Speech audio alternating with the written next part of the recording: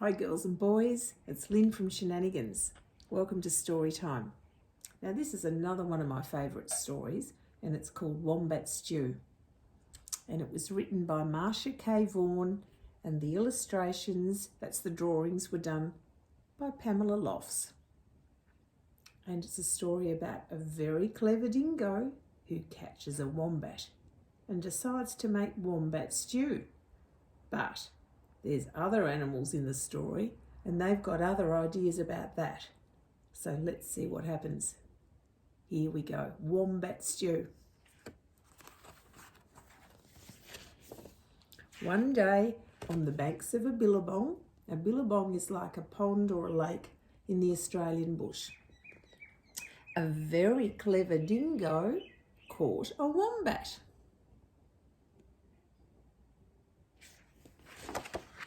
And decided to make wombat stew.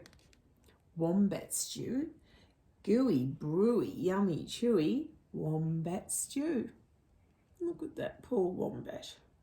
He doesn't look very happy, does he? I wouldn't like to be put in stew, would you? Platypus came ambling up the bank. "Good day, dingo," he said, snapping his bill. "What's all that water for?" "I'm brewing up a gooey, chewy stew with that fat wombat," replied Dingo with a toothy grin.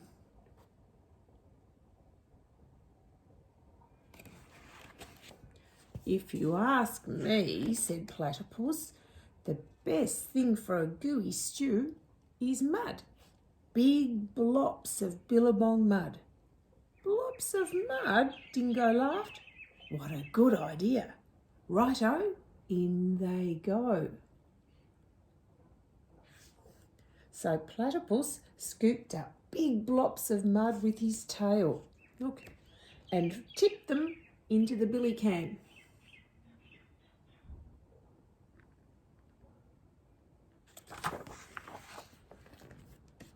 Around the bubbling billy, Dingo danced and sang, "Wombat stew, gooey, brewy, yummy, chewy, wombat stew." Looks hot with that fire, doesn't it? Waltzing out from the shades of the ironbarks, that means where the gum trees are, came Emu. She arched her graceful neck over the brew. "Oh, Dingo," she fluttered, "what have we here?" "Gooey, chewy, wombat stew," boasted Dingo. "Well, if it were only a bit more chewy," she sighed. "But don't worry, a few feathers will set it right."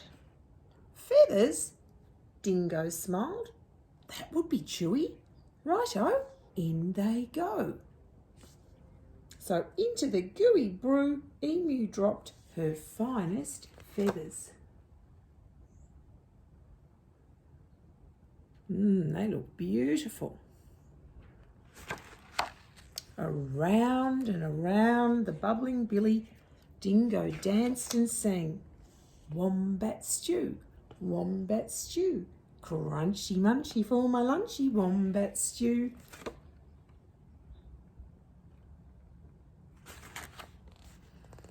Old Blue Tongue the lizard came sliding off his sun-soaked stone. "Silly Dingo," he hissed, "there are no flies in the stew.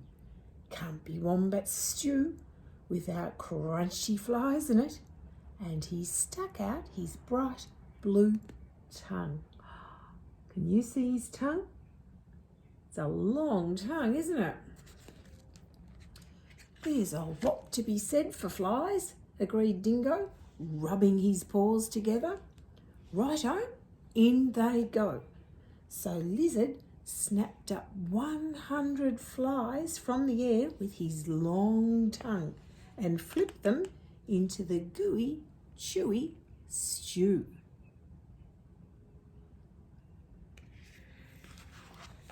Around and around and around the bubbling billy, Dingo danced and sang, Wombat stew, wombat stew. Crunchy munchy for my lunchy wombat stew.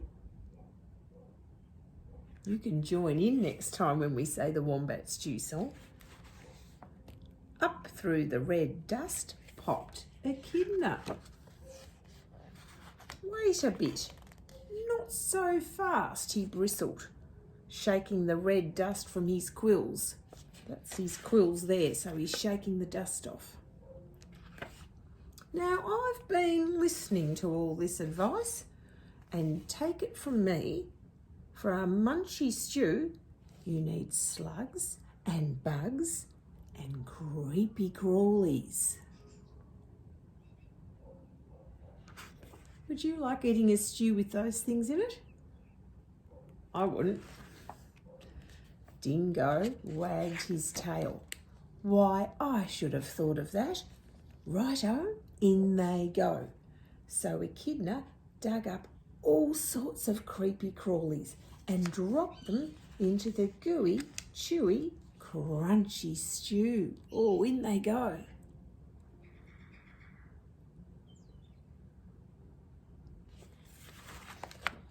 The very clever dingo stirred and stirred, all the while singing, wombat stew, wombat stew, hot and spicy, oh so nicey, wombat stew.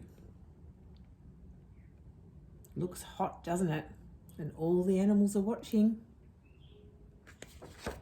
Just then, the sleepy-eyed koala climbed down from the squibbly gum tree. Oh, I think he was asleep. Look here, he yawned. Any bush cook knows you can't make a spicy stew without gum nuts. Leave it to a koala to think of gum nuts, Dingo laughed and licked his whiskers. Righto, in they go. And into the gooey, chewy, crunchy, munchy stew, Koala shook lots and lots of gum nuts. Can you see them? They're all coming off the tree, off the eucalyptus tree. Aha, cried Dingo. Now my stew is missing only one thing. What's that? Asked the animals. That fat wombat. Wait, stop. Hang on, Dingo. You can't put that wombat into the stew yet. Oh no. Why not? You haven't tasted it. Oh, righto, I'll taste it. And that very clever Dingo bent over the billy and took a great big slurp of stew. I'm poisoned, he howled. You've all tricked me. Oh, look at the face on him. And he dashed away deep into the bush, never again to sing wombat stew, gooey, brewy, yummy, chewy, wombat stew. And that was the end of that Dingo. So he wasn't that clever after all, was he? It was lucky that that wombat had such good friends. And that was the end of Wombat Stew.